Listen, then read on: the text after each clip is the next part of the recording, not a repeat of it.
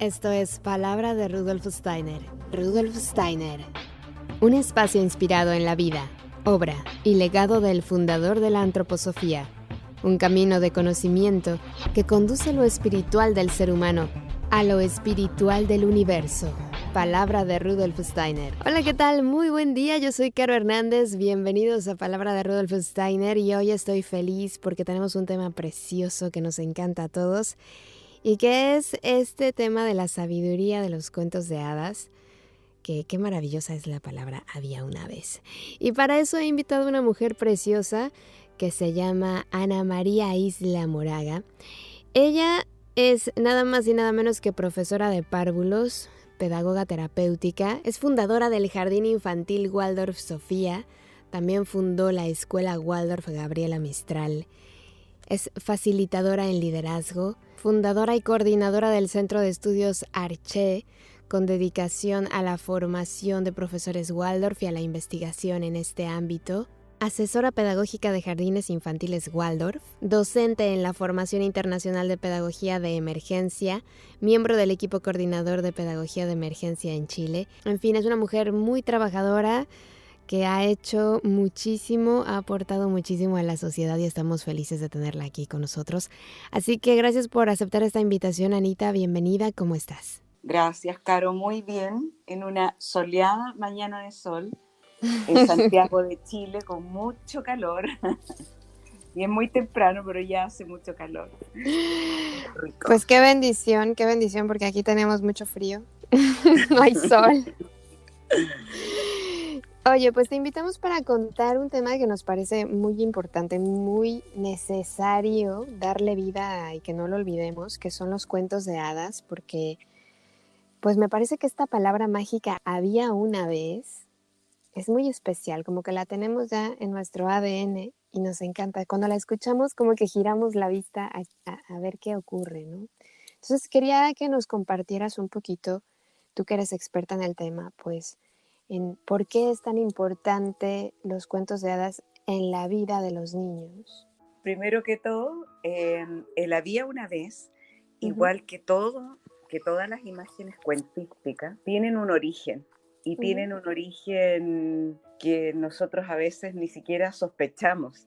Y por eso que nos pasa esto, que el había una vez nos conecta con algo Uh-huh. que es absolutamente desconocido, pero a la vez propio. Los Uh-huh. cuentos están escritos, la mayoría de ellos, por lo menos los cuentos de hadas tradicionales, en un lenguaje simbólico, metafórico. Uno podría decir que tal vez se acerca mucho a lo que es la poesía, eh, como que son verdades que reconocemos como que vienen desde otro lugar. Uh-huh.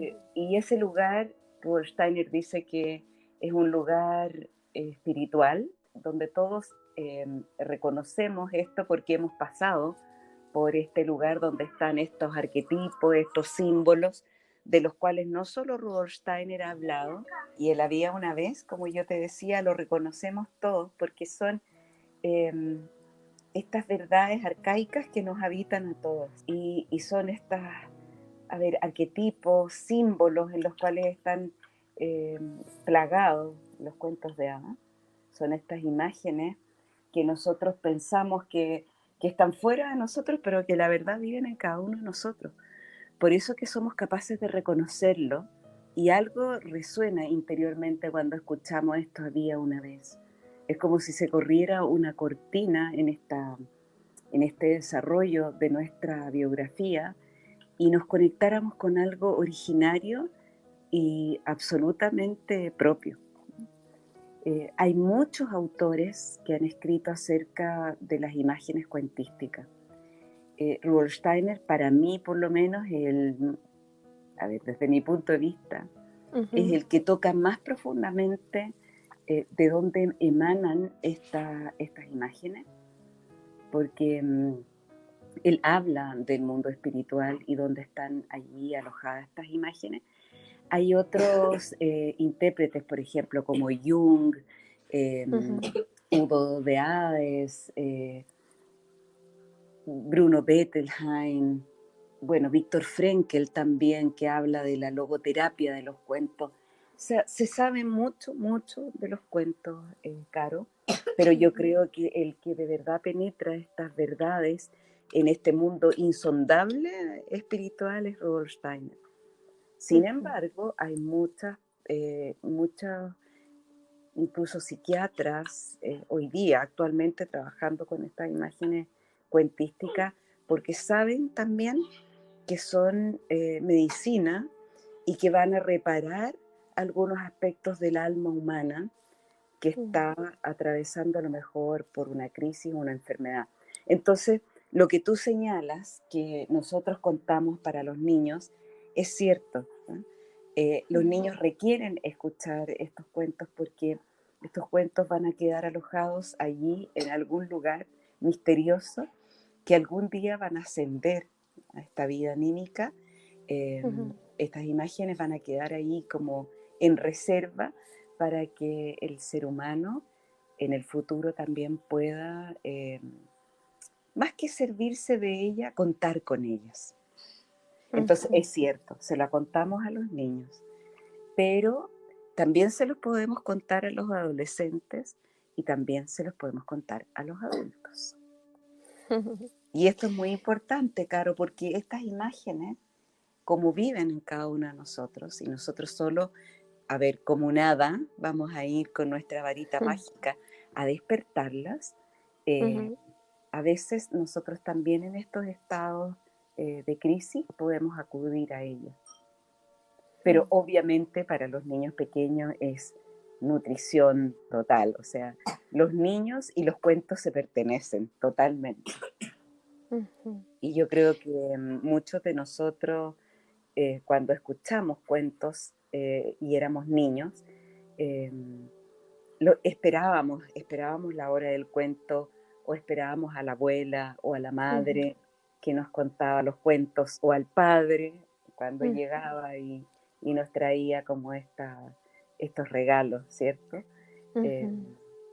Ahora, una de las cosas que yo hoy día le digo a la mayoría de las educadoras y los educadores es que, y lo he repetido en todos mis últimos talleres de cuentos, es que todos los profesores y profesoras deberían tener sus bolsillos llenos de estas imágenes, porque estas imágenes no solo son para emplearlas en los momentos que nosotros contamos los cuentos, sino que también las podemos emplear cuando un niño o una niña nos preguntan algo, o cuando acuden a nosotros en busca de ayuda, o cuando hay conductas en ellos que pueden ser de repente muy graciosas y otras veces muy disruptivas, y uno las puede acompañar con estas imágenes, en vez de ponerles un concepto abstracto que finalmente no les va a decir nada, como pórtate bien, o sé buen niño, o sé buena niña, por ejemplo, que son frases que nosotros ocupamos constantemente, pero que de verdad para el alma infantil no significan nada. Entonces, a veces con estas imágenes cuentísticas, nosotros ayudamos mucho más que con un concepto abstracto del cual ellos no pueden aprender mucho en realidad. Sí, tan bonitas también las fábulas, ¿no? Se puede decir que entran en esta categoría. Bueno, cuando las fábulas siempre tienen como un mensaje ahí muy claro, yo creo. Sí, pero las fábulas, a ver, no es al revés de los cuentos. Las fábulas, nosotros por lo general deberíamos contarlas cuando los niños son un poco más grandes, cuando ya han cruzado el umbral del primer septenio, después de los 7 años, tal vez más cerca de los 8, 9, cuando ellos están reconociendo como la divinidad en el ser humano y la altura que tiene el ser humano, y por otro lado lo que el mundo animal, que también en algún sentido con el cual también compartimos algunos aspectos, nos ayudan las fábulas como que nos ayudan a mirar estas características tal vez del mundo animal en forma de fábulas. Y también nosotros lo apoyamos con leyendas de personajes heroicos o de vida de santos, porque en el fondo ahí estamos poniendo por un lado lo humano ¿ya? Y por otro lado también estamos poniendo lo divino, ¿ya? Pero, claro, lo que sí, a los niños entre los 3 años y los 7 años, la moraleja no se la destacamos, ¿ya? Por eso que es tan importante el cuento a esta edad, más que la fábula, porque la moraleja o lo moral, por así decirlo, está implícito. ¿Ya? Y nosotros como que no vamos a preguntar y a levantar esas imágenes, sino que más bien como que las imágenes de los cuentos de hadas las dejamos reposar. Y te quería contar también que hoy día, ponte tú, existe mucho esto de contarle cuentos a los niños y a las niñas y después preguntarles acerca del cuento. Y yo te voy a contar algo que dice Rudolf Steiner, ¿ya?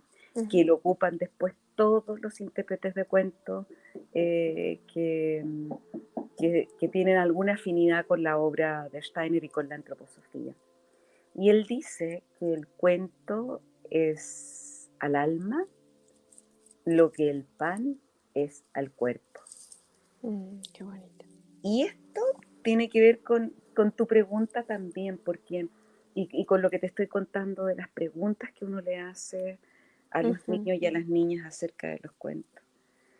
Si uno como que sigue esta metáfora, uno puede imaginarse que cuando un niño y una niña se comen su comida, los cereales, su pan, uno nunca les va a preguntar así cuál es el trayecto que recorre ese alimento Claro.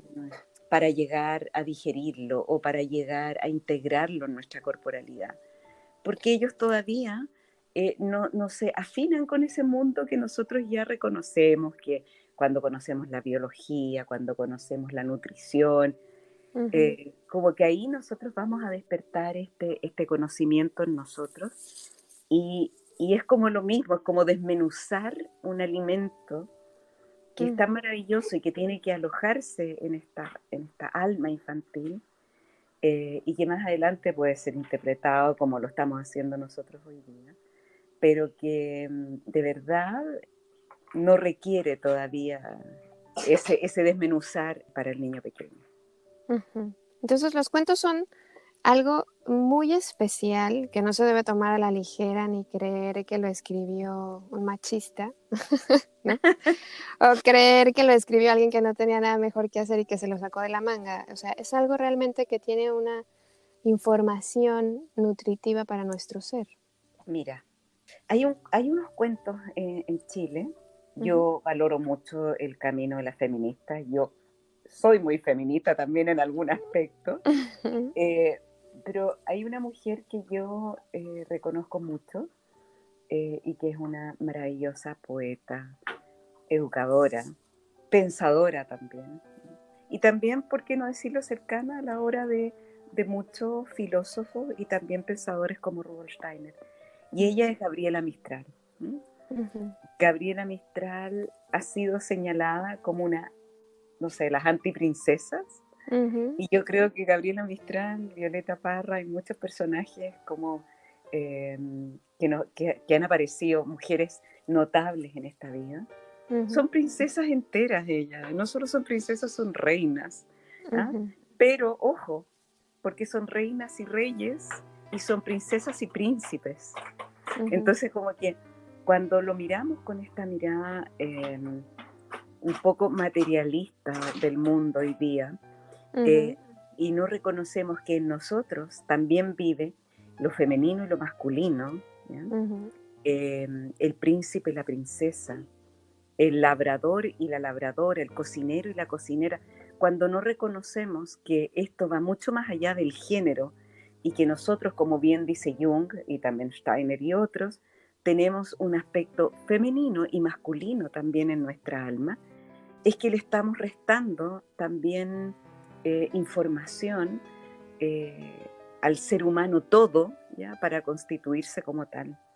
Entonces corremos el riesgo de llevar estas maravillosas ideas que fueron imaginadas quizás por nosotros mismos en otro lugar, le estamos restando importancia a lo que este camino por así decirlo, metafórico, lleno de símbolos y arquetipos, le estamos quitando piso a nuestra propia humanidad.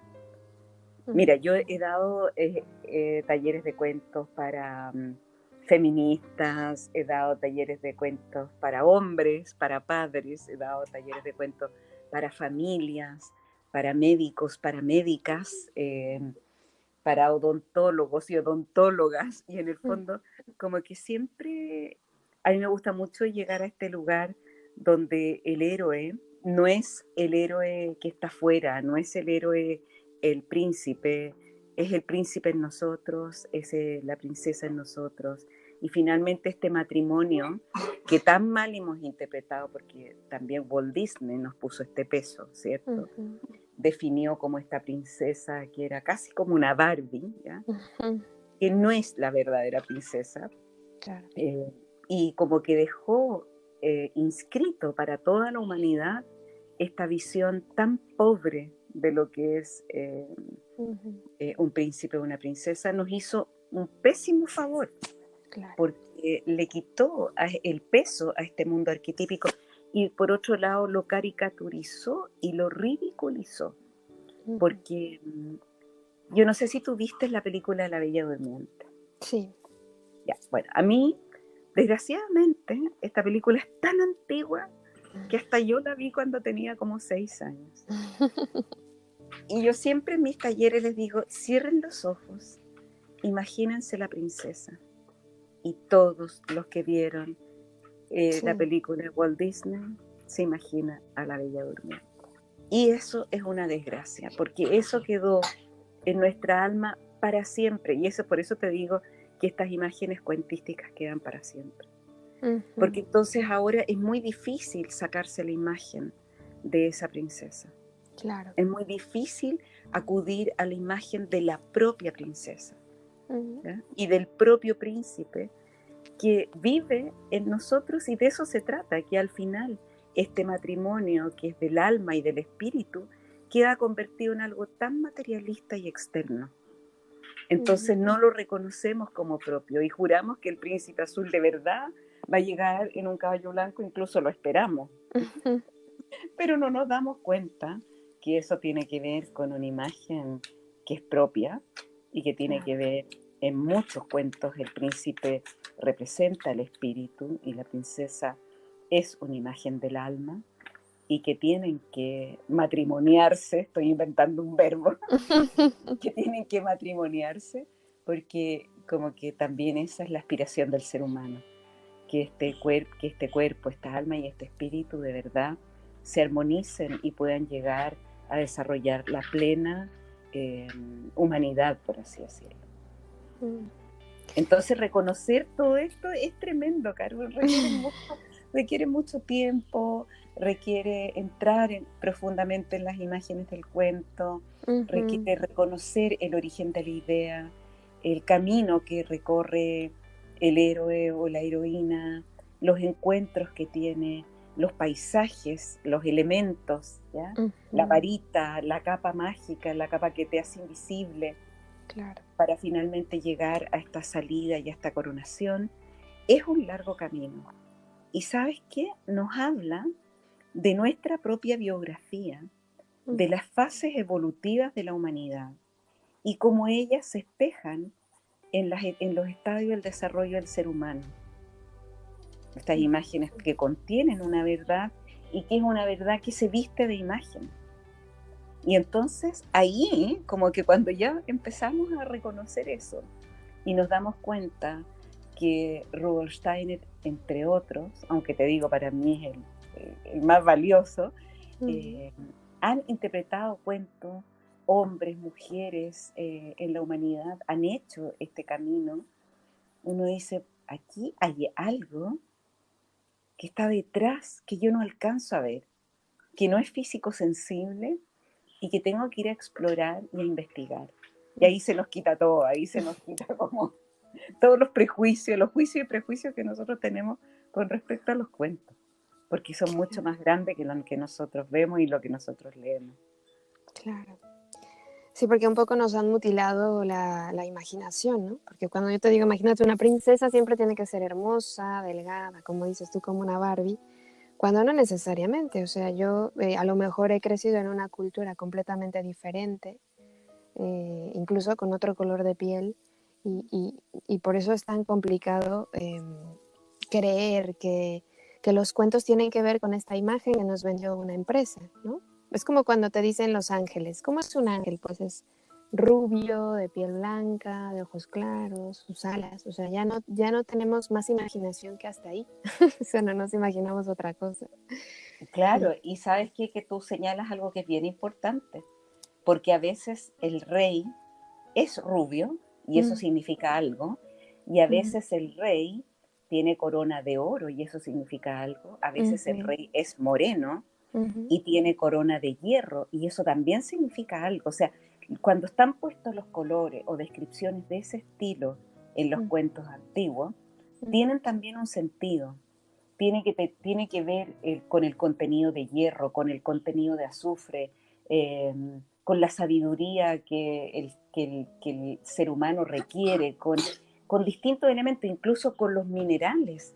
ujú, Eh, Mira, hay un famoso químico, antropósofo, que ha trabajado y de hecho él escribió un libro que se llama Cuentos y Metales.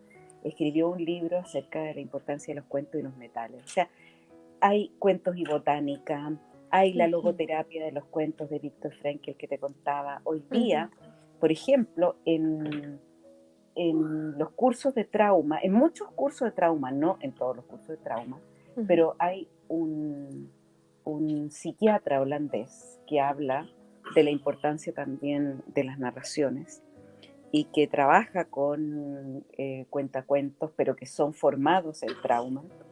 Eh, Él es un psiquiatra muy conocido actualmente que se llama Bessel van der Kolk.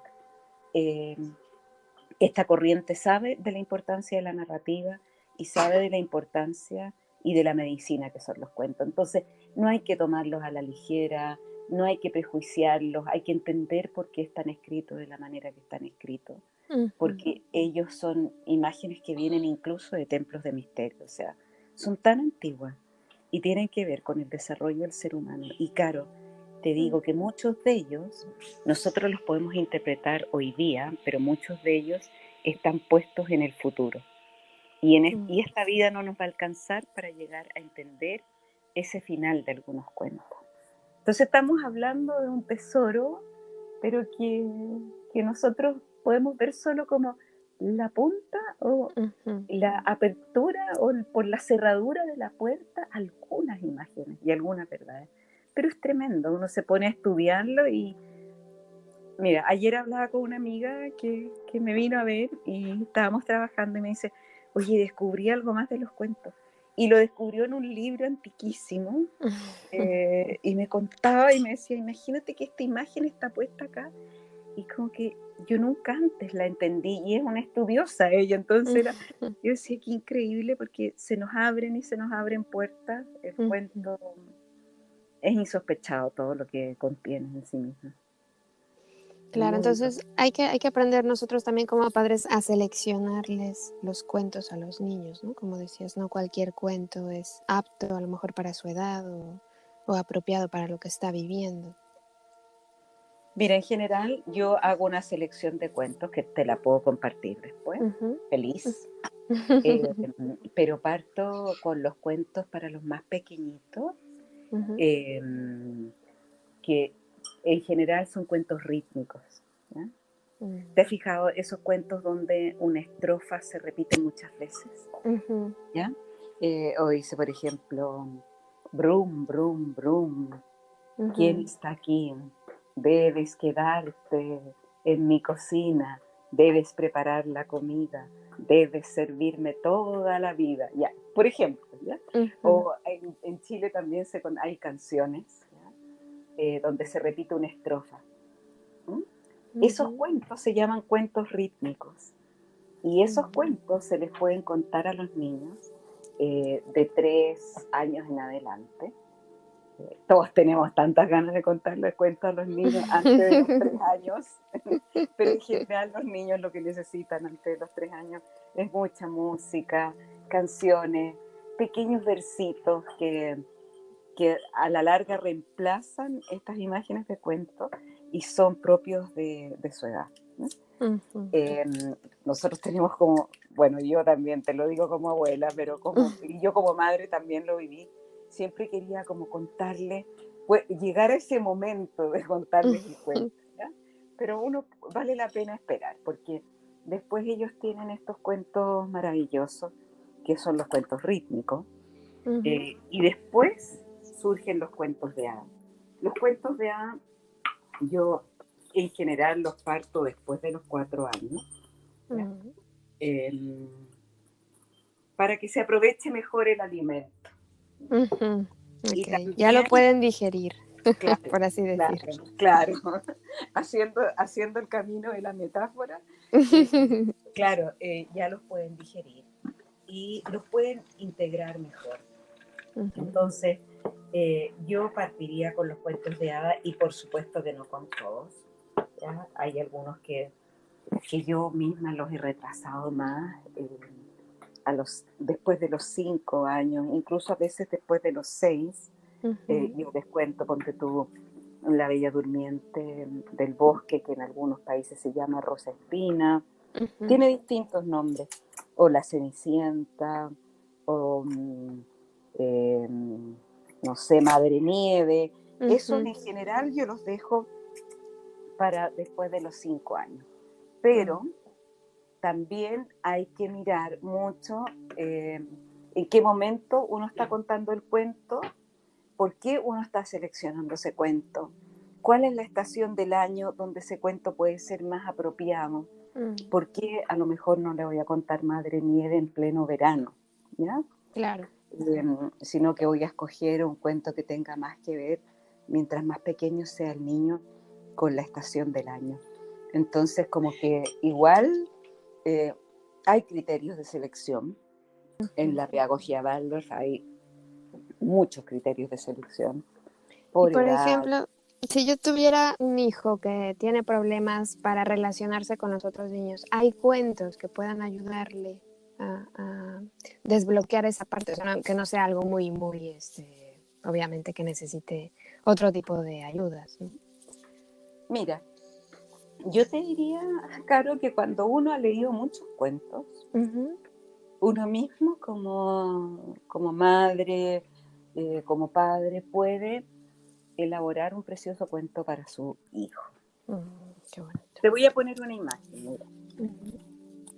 Hay una maravillosa mujer que se llama Susan Perrow, Ujú. que ha escrito cuentos sanadores, ¿ya? Ujú.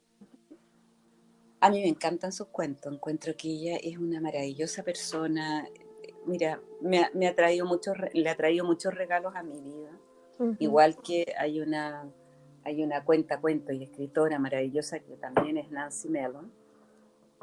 Eh, lo que pasa es que, por ejemplo, Susan Perrow usa imágenes muy lindas para reparar eh, problemas o para reparar heridas Ujú. que todos las hemos tenido en la infancia, Claro. eh, con imaginativamente. Ujú. Con lo único que yo tendría cuidado es que de repente nosotros tenemos que ver bien a qué niño o niña estamos dirigiendo el cuento que va a ser un cuento sanador. Y mi recomendación siempre es leer el cuento primero y ver si ese cuento responde verdaderamente a las características de esa niña o de ese niño. Porque a veces generalizamos, contamos un cuento que puede ser súper bueno para reparar una herida en un niño que puede tener un carácter o un temperamento más melancólico, que es muy distinto del niño que tiene un temperamento más colérico, ¿no? Claro. Y entonces como que yo creo que uno como madre y como padre conoce a su hijo o a su hija, entonces también de repente no quedarse en el estereotipo de que este cuento sanador en particular va a ir a reparar como esa herida, sino que uno mismo, cuando ha leído muchos cuentos de hadas, puede sacar imágenes de los cuentos de hadas y traerlas al alma del niño, ¿no? Ahora, te voy a contar algo. En los cuentos de hadas siempre aparece la crisis, la herida y también aparece la salida, ¿ya? En los buenos cuentos de hadas.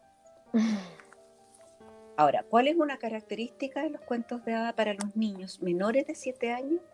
Es que siempre tiene que terminar bien, porque el niño y la niña tienen que darse cuenta que el mundo en algún sentido es bueno, ¿no? La vida más adelante se va a encargar, ¿cierto?, de ponerle otros desafíos y de a poco él va a ir corriendo esta cortina, pero con eso lo que nosotros estamos aportándole a su alma es salud, ¿ya? Claro. Es como la certeza de que algún día, frente a una gran dificultad, haya donde tomarse, ¿ya? Y en ese sentido, los cuentos son muy salutogénicos, promueven la salud. Pero los verdaderos cuentos de hadas, Caro, reconocen el dolor, reconocen la crisis, reconocen la herida. Tú entras al bosque y en el bosque te encuentras con las alimañas, claro, y te encuentras con las brujas. Pero también te puedes encontrar con los 7 enanitos, que representan los 7 estadios planetarios. Entonces, es muy abarcante el verdadero cuento de hadas. Y también se da en casos de niños con alguna herida o algún trauma, o seres humanos en general. Entonces, como que no hay que, o sea, no es que no haya que, no. A ver, yo recomendaría que uno leyera cuentos de hadas y como que profundizara en estas imágenes, supiera a qué alude cada una de ellas, a qué alude, por ejemplo, en el cuento cuando aparece la madrastra, que no significa, la palabra madrastra en alemán, como está expresada, Stiefmutter, significa madre rígida, que no significa que todas las madrastras del mundo sean malas, ¿ya? Está aludiendo a una cualidad de nuestra alma. O por ejemplo, cuando está el hermanito y la hermanita, ¿qué significa esa dualidad? ¿Ah?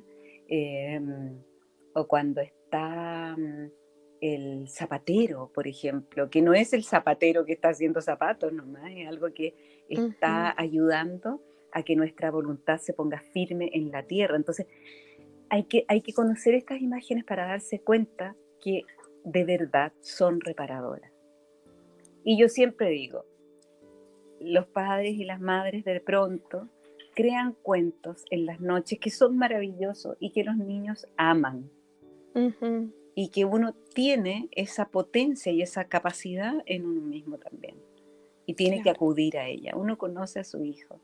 Ahora, lo que sí, Caro, que con los cuentos sanadores o con los cuentos de hadas, lo que uno en el primer septenio sería más favorable hacer es dejar que las imágenes reposen y que, por ejemplo, después ellos pinten o a través del juego libre uno vaya viendo el resultado de eso, pero no preguntarles acerca de eso.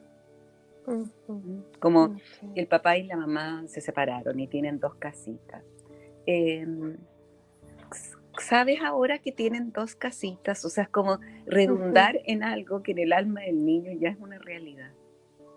Claro. Es como de repente, bueno, yo he aprendido porque este año he estudiado mucho acerca del trauma, que a veces uno con esas preguntas, lo que uno va a hacer es a retraumatizar, más que a ayudar a reparar una herida. Entonces, como tú te das cuenta, es enorme este tema. Es maravilloso, pero bueno, yo para hacer un recopilatorio de lo que nos has dicho, nos has recomendado que los cuentos apropiados para los pequeñitos menores de 3 años son los cuentos rítmicos. Sí. Cuentos de hadas a partir de 4 años, seleccionando, ¿no? Con cuidado por, como tú dices, lo de Madre Nieves no lo vamos a contar en verano. Y luego también tomar en cuenta que esos cuentos tienen que terminar bien. Pero a partir de los 7 años en adelante, entonces, ¿qué cuentos podemos leerles? Bueno, Ya pueden leer cualquier cuento. después de los 7 años, no es que puedan leer cualquier cuento, ¿eh? Que lo más maravilloso de Rudolf Steiner es que, bueno, él nos va describiendo el estadio del desarrollo donde se encuentra el ser humano y el alimento que requiere, ¿eh? Uh-huh. Entonces, por ejemplo, los niños de 7 años que están entrando al primer curso de básica en Uh-huh. Chile, lo que escuchan son también cuentos de hadas. Uh-huh.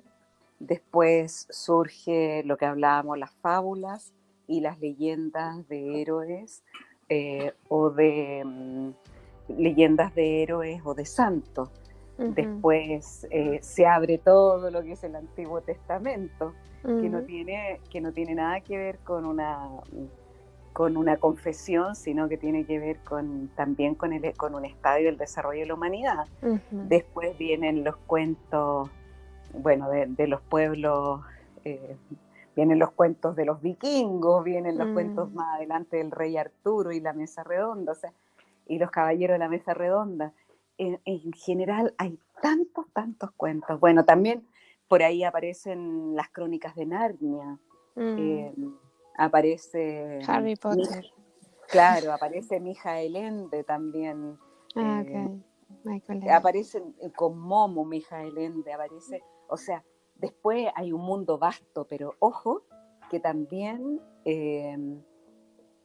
las etapas del desarrollo del ser humano requieren ser miradas para ver qué es lo que corresponde a cada edad.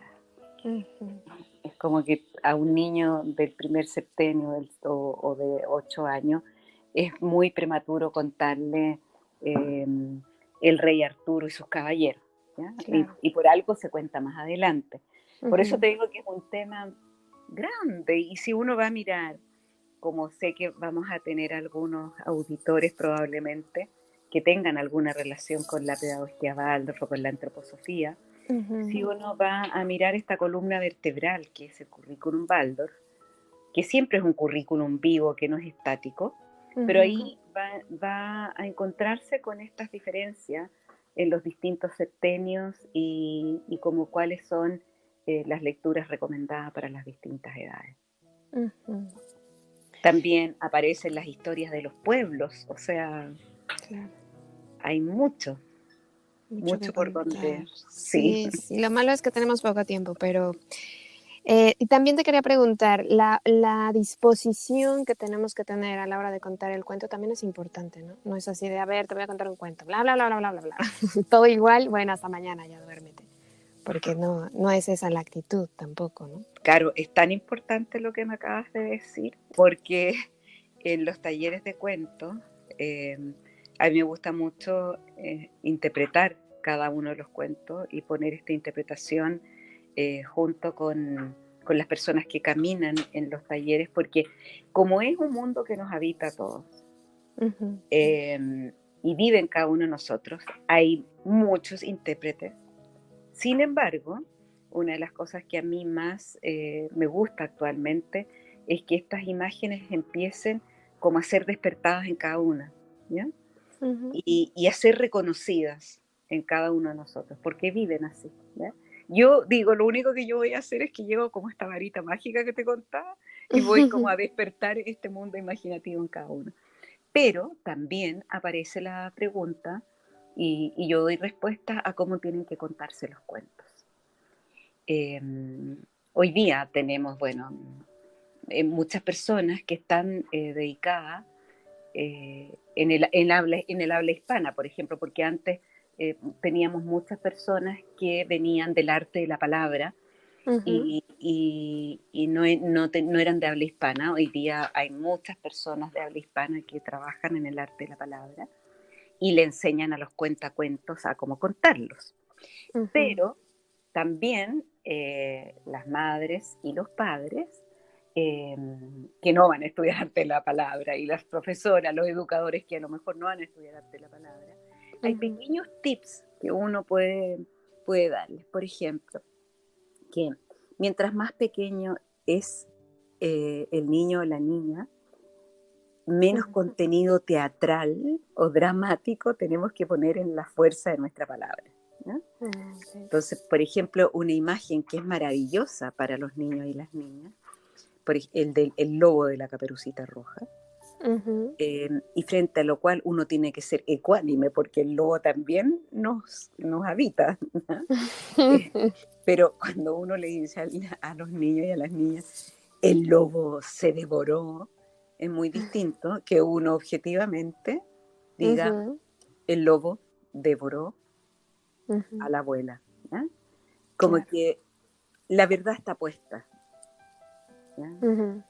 Este apetito, este deseo va a devorar, pero cuando uno lo cuenta con ese énfasis, provoca algo que uno no quiere provocar, ¿no?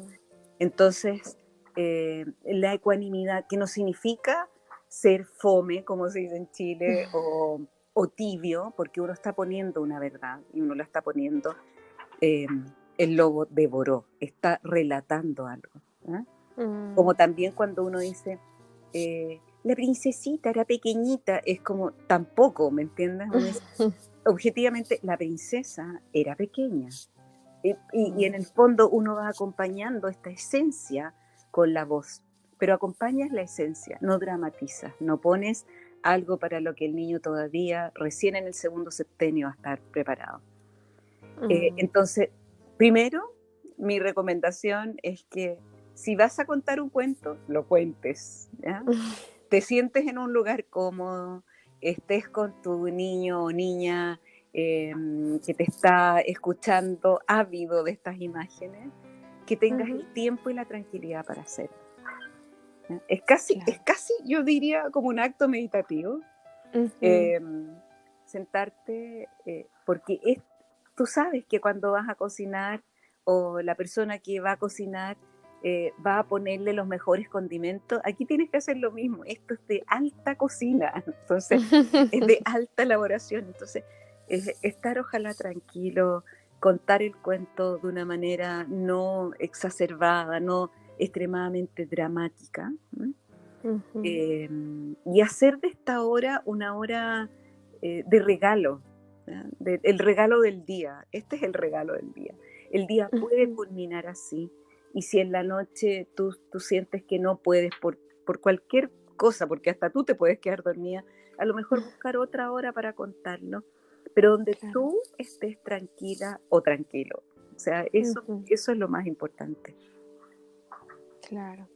Bueno, y me gustaría también que nos compartieras de tus proyectos, de tu página web, de si podemos aprender contigo a contar bien los cuentos, porque ya ahora que nos has dicho que no podemos dramatizar, me has roto todas mis ilusiones. Caro, no, por favor, dramatiza. En tu vida dramatiza. Cuéntale cuentos adultos. Yo que siempre cuento y llega la voz feroz.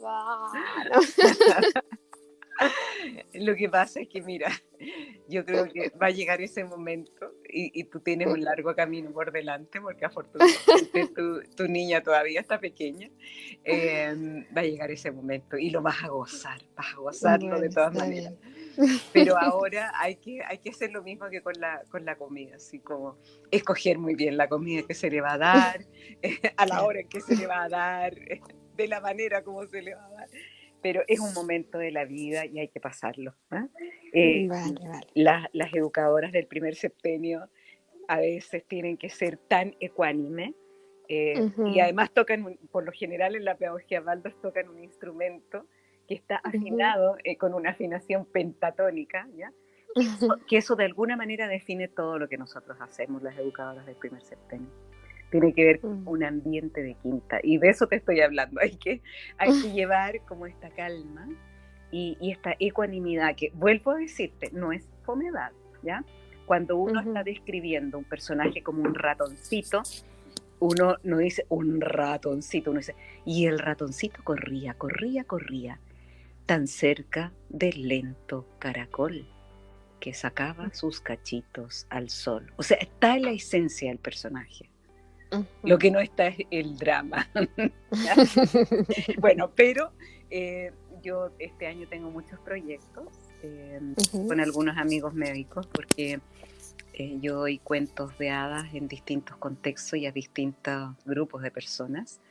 Tengo 2 talleres a puertas, uno que es para todo público y otro que es para médicos y personal de salud, porque les ha tocado fuerte en esta pandemia, les ha tocado muy fuerte. Entonces voy a trabajar con un grupo de personas que ha tenido pacientes críticos. Y también yo te quería contar que un amigo mío con el cual compartimos un blog y yo hicimos algunos cuentos que tienen más el carácter de un cuento de hada, aunque apelan a este dragón que se nos presentó y del cual todo, al cual todo, o sea, frente al cual nos hemos tenido que preparar ya con ciertas armas para combatirlo, pero no lo habla así tan directamente, sino que con esta imagen que yo te digo cuentística y que está contenida ahí en estos cuentos.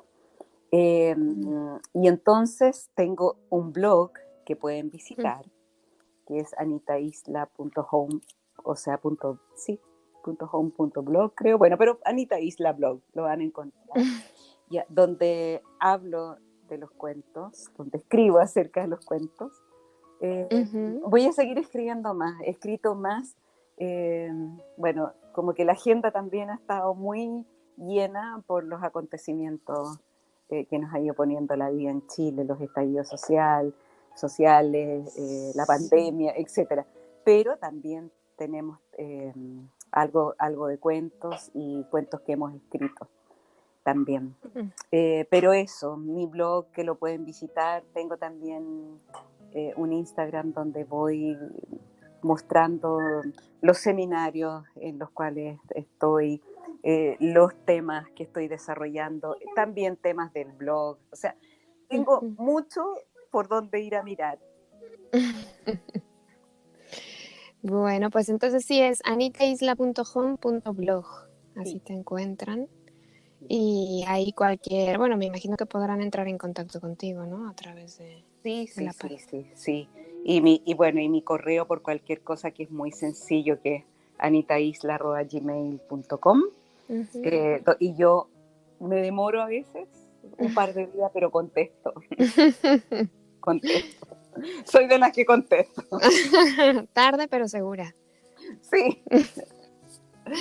Muy bien, Anita, pues ha sido un placer y una alegría. Gracias por compartirnos esto que es tan importante y bueno, por tenerle tanto amor y tanta pasión a esto que haces, que se te sale por los poros y por la voz y por todos lados. Así que muchas gracias.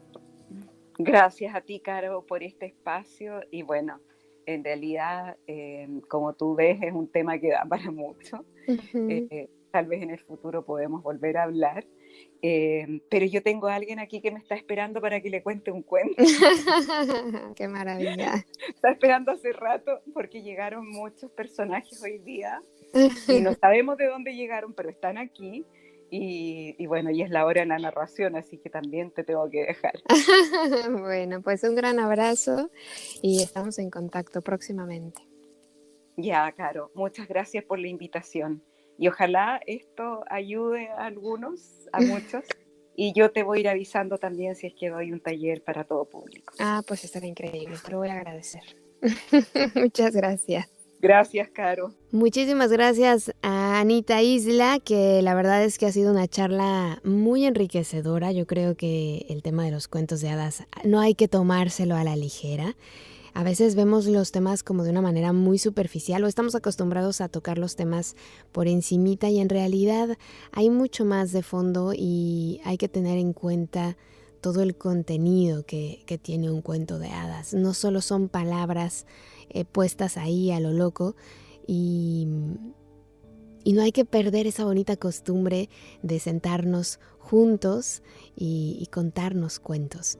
Yo creo que es un alimento para el alma muy importante, muy necesario para todas las edades. Así que espero que lo hayas disfrutado tanto como yo. Te recuerdo que estamos en contacto a través de nuestras redes sociales. Nos encuentras en Facebook, en YouTube y en Instagram como Palabra de Rudolf Steiner. También en nuestra página web www.palabraderudolfsteiner.com. Y ya sabes que, como siempre, están contigo mis mejores deseos, que el sol brille mucho tiempo sobre ti, que el amor te rodee siempre y que la luz que mora en ti guíe tus pasos. Si así debe ser, nos escuchamos el próximo miércoles. Gracias, yo soy Caro Hernández y te dejo como siempre en la mejor compañía en Mantra 91.9. Hasta la próxima. Escuchaste Palabra de Rudolf Steiner. Rudolf Steiner. Un espacio inspirado en la vida, obra y legado del fundador de la antroposofía, un camino de conocimiento que conduce lo espiritual del ser humano a lo espiritual del universo. Palabra de Rudolf Steiner.